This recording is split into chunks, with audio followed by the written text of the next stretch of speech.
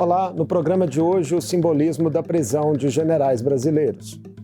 Condenados por arquitetarem a tentativa de um novo golpe de Estado no país após as eleições de 2022, militares que ocuparam papéis de destaque no governo Bolsonaro passaram nos últimos dias a cumprir suas penas em regime fechado. O ineditismo da medida, as repercussões para o futuro das Forças Armadas e os desafios institucionais que permanecem na salvaguarda da democracia. Eu converso com a doutora em História pelo FMG e professora de História do Brasil na Universidade Federal de Uberlândia, Carla Teixeira. Bem-vinda, Carla, uma alegria para nós recebê-la. Obrigada, Marco. Eu que agradeço o convite, estou à disposição para contribuir e dialogar com toda a audiência. Carla, você é pesquisadora de temas militares, coautora de um livro já publicado, Ilegais e Imorais, Autoritarismo, Interferência Política e Corrupção dos Militares na História do Brasil.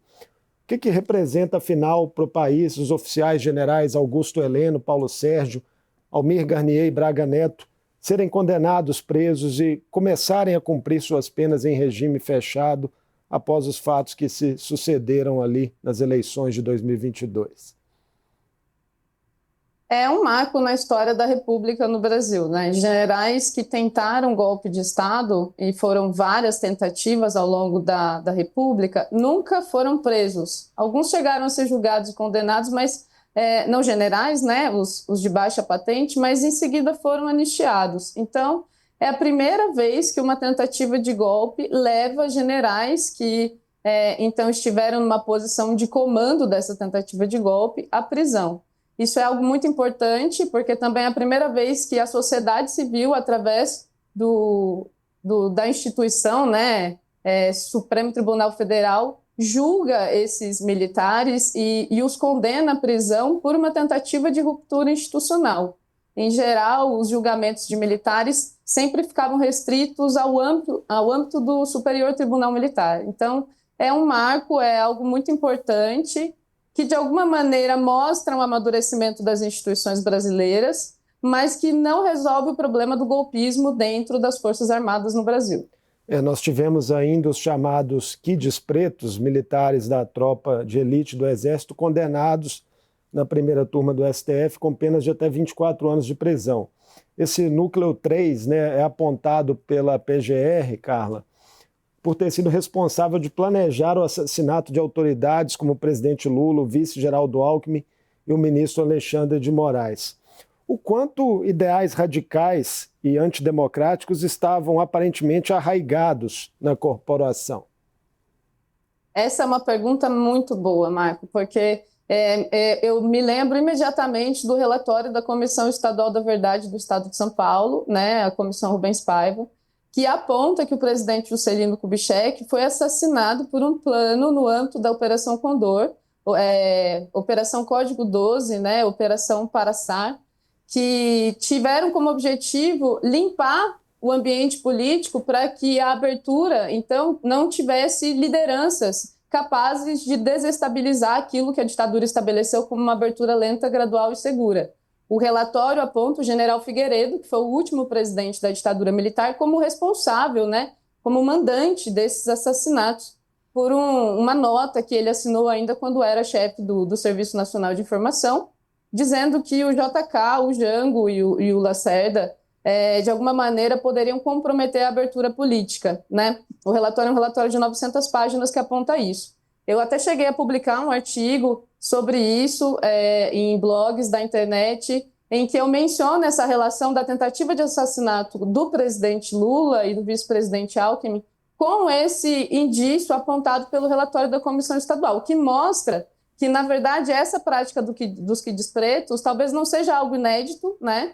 E é espantoso que essa divisão, que é o Batalhão de Operações Especiais, siga existindo mesmo depois do flagrante que se deu esse plano para assassinar as autoridades políticas civis no país, né? O mínimo, e muitos especialistas apontam isso, é que o Batalhão de Operações Especiais fosse extinto, que os quides pretos deixassem de existir, porque está claro que, nesse caso, serviu como um berçário de planos golpistas e violentos contra a República e seus representantes no Brasil. Eu acho que esse é mais um indício do quanto as prisões, apesar de serem um passo importante, não resolvem problemas que me parecem são muito mais antigos da corporação e que, hora ou outra, cedo ou tarde, terão de ser enfrentados pela sociedade civil brasileira e os poderes civis também. O risco de outras rupturas autoritárias não está dissipado, a seu ver, com essas prisões? Com certeza não. Na verdade, essas prisões elas podem significar o sepultamento da discussão sobre uma reforma militar que poderia atingir esse golpismo das Forças Armadas, porque qual que é o discurso que a gente escuta desde o início desses julgamentos? A ideia de separar o CPF do CNPJ. Então, a gente teve uma série de militares, como, por exemplo, o general Arruda, que era o comandante do Exército, que impediu a polícia de prender os manifestantes que quebraram os prédios públicos lá em Brasília, né, que ameaçou a polícia do Distrito Federal com homens do Exército. Isso aí está muito documentado na imprensa. Ou então o general Dutra, que não fez nada quando da invasão do Palácio do Planalto, ele que era o comandante militar do Palácio do Planalto, né? Então, assim, figuras que de alguma maneira agiram ou não por ação, mas talvez por omissão, no caso do general Arruda por ação, mas no caso do general Dutra por omissão, e sequer foram julgados, né?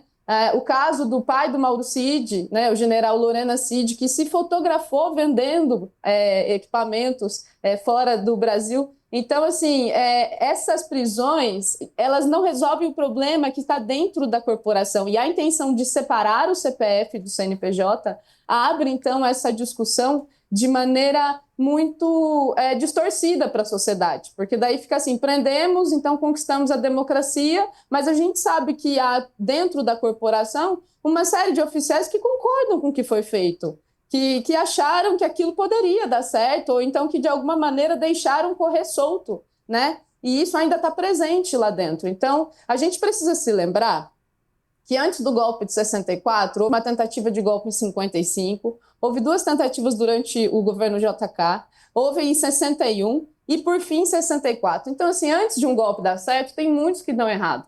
E a gente precisa olhar para isso com muito cuidado. Carla, a forma como o Brasil lidou com a memória da ditadura militar, incluindo a anistia, ali no final dos anos 70, ainda impacta de que maneira o atual padrão de conduta das Forças Armadas?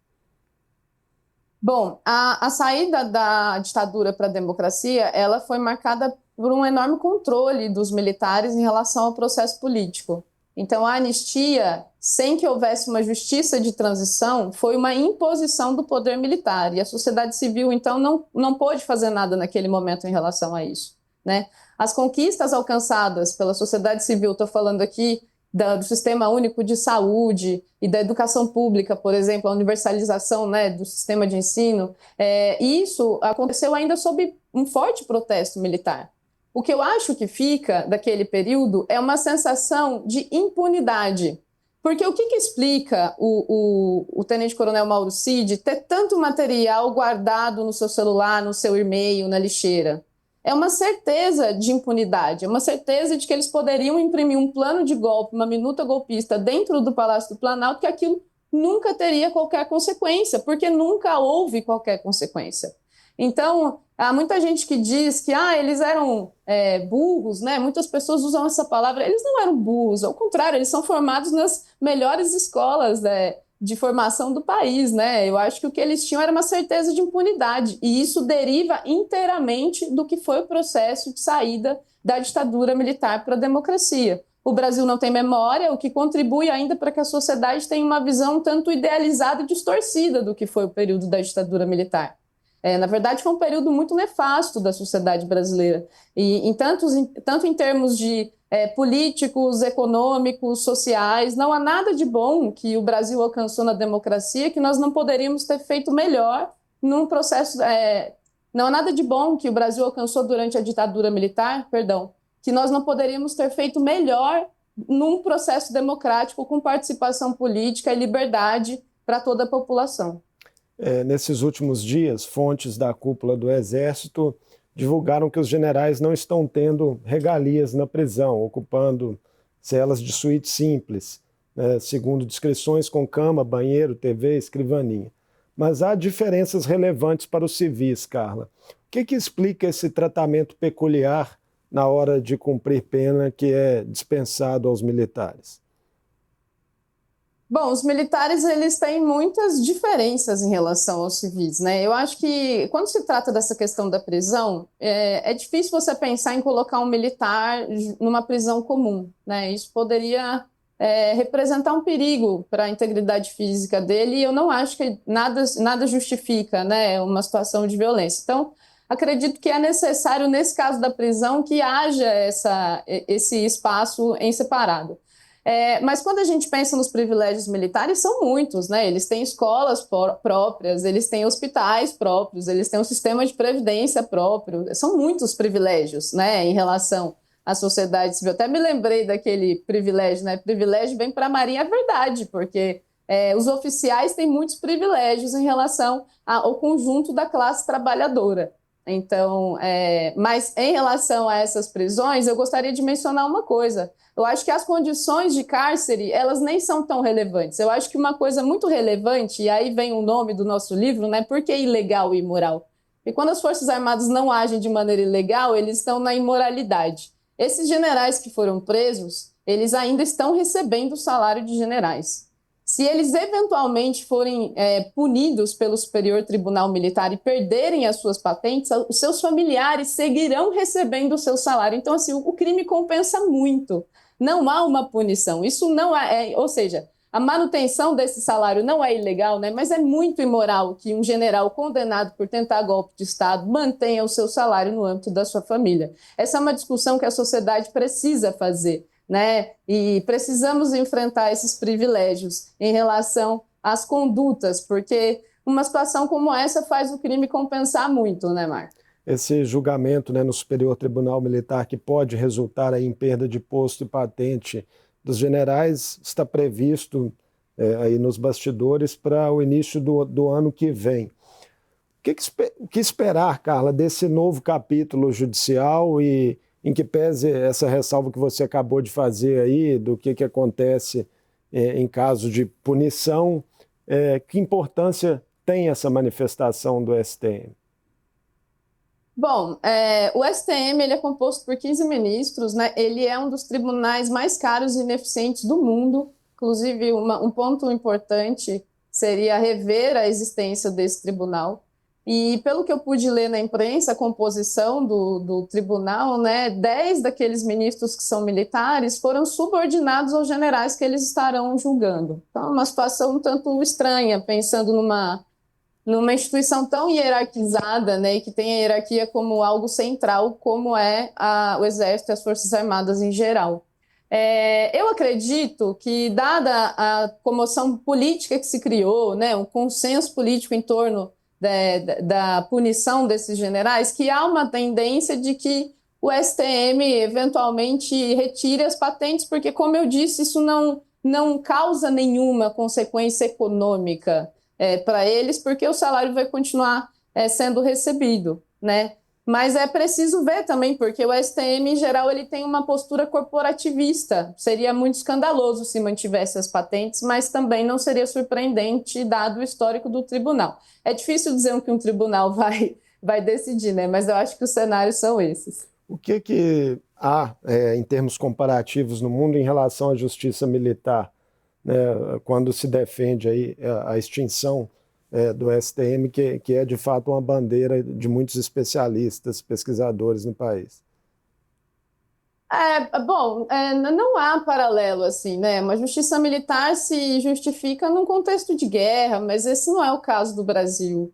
A manutenção de uma justiça militar entra naquele conjunto de privilégios que eu falei, né? E aí eu poderia dizer aqui o que seria necessário para a gente pensar numa reforma das Forças Armadas, que eu acho que esse é o caminho. E acabar com o STM é uma das medidas, assim como acabar com a inteligência própria, porque está claro que a inteligência do Exército serve para perseguir movimento social, né? Para perseguir movimentos que procuram o avanço da cidadania do Brasil. Historicamente, é esse o papel que o Exército tem desempenhado, né? O de capitão de mato das elites brasileiras. Infelizmente, é isso. Precisamos pensar que tipo de Forças Armadas queremos. Acabar com a educação própria, porque não faz sentido a gente pensar que os militares aprendam que 1964 foi uma revolução, quando toda a historiografia produzida no Brasil inteiro, de norte a sul, aponta que foi um golpe. Então, assim, há muitas incoerências, né? A expressão do judiciário militar é apenas um traço dessas incoerências e que, de alguma maneira, serve para garantir os privilégios corporativos de um grupo muito restrito, porque quando eu falo aqui, né, desses militares, eu estou pensando nos oficiais, são as altas patentes. Em relação às baixas patentes, a realidade é bem diferente. Nós poderíamos pensar, então, como que seria possível resolver esse problema. Só que me parece que não há uma disposição, tanto da parte do Executivo quanto da parte do Congresso Nacional, de tocar nesse assunto. As prioridades agora são outras, apesar do momento ser muito propício, dada a prisão desses generais. Na formação militar de forma mais ampla, quais adequações você acredita que poderiam ser feitas? Eu acho que acabar com esses colégios militares desde uma formação básica, né? Por que eles têm colégios próprios? Eles precisam ler literatura brasileira, conhecer a realidade do povo brasileiro. Eles moram em vilas próprias, sabe? Eles vivem num mundo à parte. Aquilo que se fala, né? Muito na literatura, a família militar, é algo muito real. Há militares que convivem só entre militares, porque ele estuda numa escola de militar, ele mora numa vila militar, ele frequenta lugares que militares vão. Então, ele não tem um convívio com a sociedade civil. E o que precisa é estreitar esses laços para que as Forças Armadas, então, sejam uma expressão de um projeto civil de poder, como é em qualquer país democrático do mundo, né? O Brasil é o único país do mundo em que são as Forças Armadas que determinam, o único país democrático do mundo, e que são as Forças Armadas que determinam a política de defesa. Você não tem civis lá. Agora o CNU abriu algumas vagas, né, para analista na área e tal, mas assim, ainda um processo muito inicial e que vem depois de muito tempo de luta de um grupo muito especializado que tem dentro das universidades, muito competente, que estuda esse assunto e que pode contribuir muito para o desenho de uma política de defesa no Brasil. Então, eu acho que a gente precisa, claro, valorizar o quanto já caminhamos, mas ainda olhar adiante e pensar como seria possível estreitar esse laço entre militares e civis, pensando nessas relações civis-militares, né? E de como a educação é um elemento central. Não é só colocar professor civil para dar aula de militar. Eu acho que é poder promover um intercâmbio para que os militares estejam mais cientes da realidade do povo brasileiro. Governos de diferentes espectros ideológicos no Brasil recente não conseguiram encarar esse tema, né, de uma reforma dos militares. Por que é tão tabu assim? Porque os militares fundaram a República e eles exercem um poder hegemônico, assim, em alguma medida, né? Assim, o golpe de 64, ele conforma esse poder militar sobre a sociedade civil através da violência, da violação dos direitos humanos, né? E esse lugar, então, ele promove uma capacidade, talvez não de ação direta, mas de veto, né? Se a gente pegar o golpe de 2016, ele não teve uma participação direta dos militares, mas a gente tinha uma série de generais que incentivavam que o Supremo Tribunal Federal, o Congresso Nacional agissem no sentido de um impeachment. O general Mourão, Olímpio Mourão, por exemplo, que foi o vice-presidente do Bolsonaro, fez uma série de manifestações assim, ali por volta do ano de 2014, condenando a corrupção, né, dizendo que era preciso que o Supremo Tribunal Federal, o Congresso Nacional agissem, porque senão as Forças Armadas não hesitariam. Então, assim, uma série de manifestações que talvez foram vistas num primeiro momento como isoladas, mas que hoje, dado um contexto, expressam, né, como a corporação ela mantém essa capacidade de ação direta, de intervenção nos rumos da República. E o Bolsonaro, ele foi a expressão do partido militar, né, desse projeto de retorno dos militares ao centro do poder e a um prestígio político que eles haviam perdido desde que saíram do poder no final da ditadura. E esses militares, esses generais que ocuparam o poder durante o governo Bolsonaro, está documentado que todos eles entraram na academia militar e atuaram com os generais que governaram durante a ditadura. Então, eles aprenderam, né, com os mestres da ditadura ali e tentaram exercer esse poder no âmbito do bolsonarismo. Muito se falava na imprensa que o Bolsonaro usava as Forças Armadas. Isso é um engodo, é um engano, né? É uma trampa. Tá claro que as Forças Armadas tentaram usar o Bolsonaro, tentaram controlar ele, né? E de alguma maneira acabaram se afundando com ele nessa tentativa de golpe. Além de militares, né, que estão presos, outros ainda tiveram um papel central no governo Bolsonaro, por exemplo, na condução da pandemia de Covid, né? Pazuello, general da Ativa, né, até então, quando assumiu o Ministério da Saúde. Qual o saldo, a seu ver, Carla, desse protagonismo militar no governo Bolsonaro para a imagem geral das Forças Armadas perante a sociedade brasileira? Bom, eu não tenho os números aqui, mas eu me lembro que as recentes pesquisas Datafolha que foram publicadas sobre o prestígio das instituições no Brasil mostrou uma queda das Forças Armadas e principalmente do Exército Brasileiro em relação a períodos anteriores, ou seja, eles perderam prestígio na sociedade brasileira. Teve um custo na imagem das Forças Armadas e eles sempre tiveram muito prestígio, né?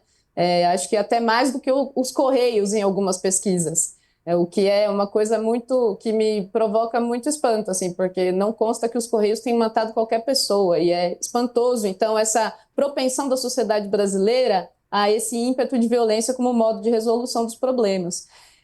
Uma coisa que me parece que está se desenhando para o futuro, e a gente precisa lembrar aqui daquele projeto de Nação Brasil 2035, publicado pelo Instituto do General Vilas Boas, que promovia uma ideia de um país totalmente voltada ao neoliberalismo, a privatização do Sistema Único de Saúde, privatização da educação pública e os recursos do Estado, então, todos voltados para o financiamento da defesa. É basicamente um projeto que reserva o dinheiro do Estado todo para Forças Armadas e a sociedade brasileira, então, fica ali na privatização e no neoliberalismo. E me parece que o Tarcísio de Freitas, o atual governador de São Paulo, que é capitão do Exército Brasileiro, representa esse projeto do Partido Militar, que é um projeto neoliberal de avanço da repressão como medida de segurança pública, só a gente vê o que a Polícia de São Paulo faz todos os dias, né? E que, de alguma maneira, mantém essa hegemonia militar, essa presença militar, ele mesmo sendo um oficial do Exército Brasileiro. Então, essa prisão dos generais parece que foi uma forma de entregar os anéis para preservar os dedos, ou seja, entrega aos generais o CPF e vamos preservar o CNPJ, a estrutura da corporação. Um recuo tático, então, que de maneira nenhuma podemos entender como uma intenção de não haverá mais tentativa de golpe. Eu acho que essa tentativa de golpe ela fica no ar, né? E o projeto de Nação Brasil 2035 é algo que precisa ser lembrado porque há um candidato, então, que de alguma maneira encampa esse projeto do Partido Militar, que é o Tarcísio de Freitas. Um outro ponto, Carla, que está colocado nesse momento também em debate no Brasil seria uma eventual revisão do artigo 142 da Constituição. Seria necessário fazer essa medida para se inibir a interpretações que legitimam uma suposta função moderadora de Forças Armadas sobre os demais poderes? É interessante o debate sobre esse artigo 142, porque quando ele foi formulado lá na Constituinte de 87 e 88, ele foi considerado uma grande conquista da sociedade civil e os militares protestaram muito por conta da redação, porque dizia que as Forças Armadas só poderiam agir se convocadas por um dos três poderes, né? Então, assim, é interessante porque você vê como a conjuntura muda a interpretação. Naquele período, os militares saíram muito desagradados, dizendo que aquilo não era bom para eles, e a sociedade civil muito feliz porque foi uma grande conquista. E hoje isso, então, é interpretado como uma ameaça dos militares à sociedade civil. Eu acho que a mudança desse artigo ela seria importante, né? Mas o Supremo Tribunal Federal já fez uma interpretação. Então, assim, é difícil ficar tentando forçar uma interpretação que já foi apaziguada, sabe?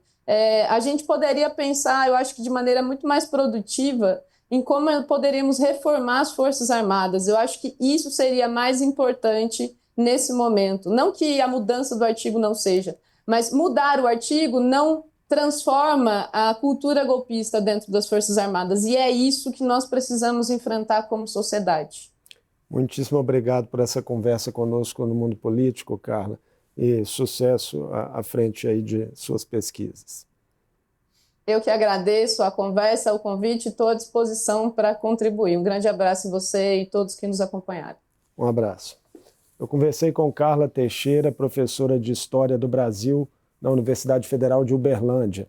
Falamos sobre o ineditismo e as repercussões da prisão de generais brasileiros condenados por arquitetarem a tentativa de golpe de Estado após as eleições de 2022, quando ocupavam postos de comando no governo Bolsonaro, e dos desafios institucionais permanentes para a garantia do regime democrático. O Mundo Político fica por aqui. Obrigado por nos acompanhar e até o próximo programa.